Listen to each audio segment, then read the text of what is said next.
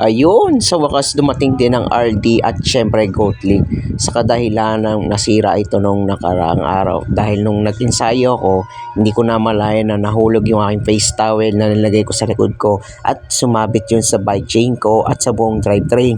Anyways, may gagawin akong different ways dito. This time gagamit ako ng Goatlink. So ano nga ba ang dahilan kung bakit ako gagamit nun? Ang dahilan lang naman ito ay noong gumamit ako ng unang RD, yung same RD which is Altos M310 na ito, which is hindi siya sumasagad do sa pinakamataas na cogs, na ito ay tinatawag na first gear sana. Kaya sa tuwing mag-downshift ako, lagi siya nagsistay doon sa second gear na yun. Malapit na yun sa pinakamataas na cogs. Kaya kung mapapansin doon sa drive type pa lang, kaya why not kung susubukan ko nga ba to at ano ang difference, and let's see what happens pagdating doon sa Goatlink na ito. Kaya in-inspection ko na ito maigi at doon ko susubukan kung paano siya lagyan at makikita natin ang pinagkaiba. Okay, so ito ang plano ko ngayon. Maglalagay ako ng Goatlink this time kasi yung kaunang-unang Altos nito na ganito rin ay nagkaroon ako ng problema na hindi sumagad doon sa pinakamataas na cogs, which is ito yung low speed dito. Pero minsan pwede rin naman dito kung hindi naman ganong patag, hindi man sobrang ahon ng gagawin. Bawa naka 1 speed tapos nasa pangalawang cogs, okay lang yon. Pero gusto ko maiba at may trail, lalagay ko siya dito sa may bandang taas na cogs, which is ito yung first shift nito na manggagaling sa RD. Kaya unahin ko muna itong Goatlink first, then ito. Pwede rin namang walang Goatlink, pero sa tono. Pero try ko na rin to just in case, kung magkakaigi. At so ito na nga, naglagay muna ako ng Goatlink. Ito yung first time na nangangapa pa rin talaga ako sa paglagay ng Goatlink. Dahil bilang baguhan, marami pa rin matutunan. Pero inaaral ko na bawat parts ng bike at yung paano ginagawa sa pagtotono, paano ginagawa sa pag-assemble. Kasi not all the time ay dinadala ito sa bike shop para lang doon. At mas magastos nga naman ang labor. Kung halimbawa bumili ako ng parts by parts tapos ito ay i-upgrade or whatsoever, replacement, yan mahirap. Kaya minsan kailangan ko matuto. Kaya makikita natin kung paano ito magtono. And let's see what I've got here. Kung ano ba nga bang natutunan ko doon sa Guessmark from first timers na dinala ito noong September 4. Bago pa yung mag-birthday ko yun. Noong panahong yun, recently pa naman yun. Anyway, nilagyan ko na yung Altos. Ito yung bagong RD. Kaya hindi ko masabi sa sarili ko minsan bakit ito yung nagustuhan ko instead yung Tourney. Pero sige, pwede rin naman ako mag-upgrade balang araw.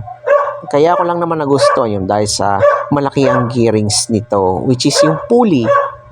Malaki yung pulley dito at naniniwala ako na ito ay smooth ang shift.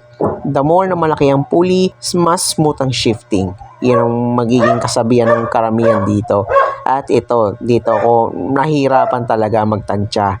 Yung paglalagay syempre ng kable na para sa shifting ng RD. Dahil ito yung first time at minsan malalaglag pa yung tinatawag na yung Allen bolts na ito. Kaya dandahan lang at huwag magmamadali. Kaya minsan hinihigpitan ko ang pagsara at hinihigpitan ko ang paghila ng kable para sagad na sagad mismo. At sa pagdating ng pagtono at yung pag-shifting ay maging smooth ito hanggang sa sumagad sa pinakamataas na cogs or yung low gear kung tawagin natin. First time maglagay ng rear derailleur na ito at inutay-utay ko lang talaga kasi napakahirap itong i-handle sa unang pagkakataon, which is itong kable na ito sa sobrang nipis at kinakailangan higpitan ang paghila para maisagad man lang para mamaya is malaman kung okay na ba yan. Pag hindi naman nag-shift na maayos sa downshift is, syempre, aangatin na naman yung kable. Kinakailangan sagad yung paghila. And then, i-lock in sa isang lugar. Kapag nalock ko siya gamit yung tinatawag na yung bolt niya, makikita naman yun doon. Ayun yung lock mechanism bolt. Then, after that, i-assemble ko naman yung chain ko doon para matesting naman siya kung okay na.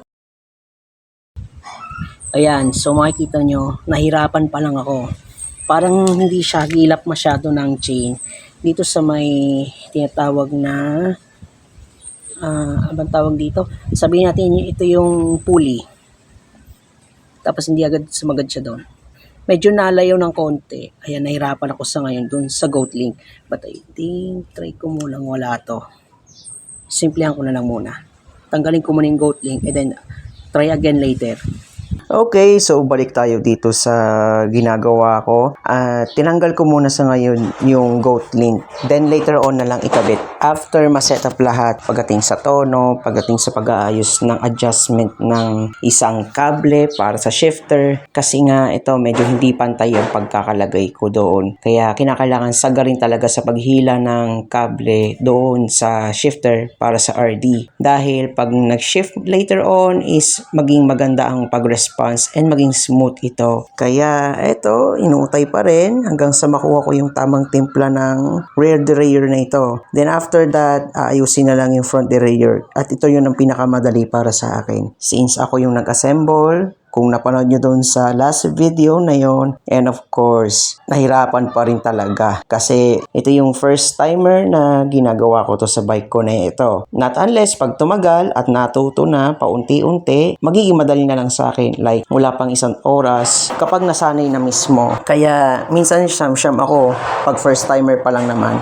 Until makuha mo lahat ng matututunan mo sa buhay. Kaya hindi pa huli ang lahat hanggang aralin ko ng aralin about sa parts ng bike. And so ito na, malapit na ako matapos sa pag-adjust ng rear derailleur na to. In-adjust ko na lang doon sa pinaktaas, which is para hindi sumagad yung chain dito hanggang sa chain stay doon sa frame na yon. Yun bandang ilalim na kasi yung chain stay. Lalo na pag nag-upshift ako sa maximum speed like 7 speed, dapat hindi tumasagi ang chain at yung chain stay mismo. Unless kailangan ko maglagay ng chain stay protector just in case na kailangan. Kaya may ganyan yung sigurado. At para sure na rin, masagad na rin sa pinakamataas na cogs. Not only to avoid contacts doon sa chain stay mismo. Then after that, ayan, testing natin ulit. Nag-adjust naman ako doon sa barrel adjuster, doon sa rear derailleur. Then para malaman kung tama na ba yung timpla ng shifting ko and anything else na kailangan gawin. And so far is inuutay-utay ko pa rin hanggang sa makuha ng tama. Then pag hindi pa maayos, ayusin ang tono doon gamit ang H limit screw and L limit screw. Ang ibig sabihin ng H limit or high limit screws and L which is for low limit. Ngayon, nandito na ako sa front derailleur down pull. Nag-adjust ako doon sa letter L which is low limit screw.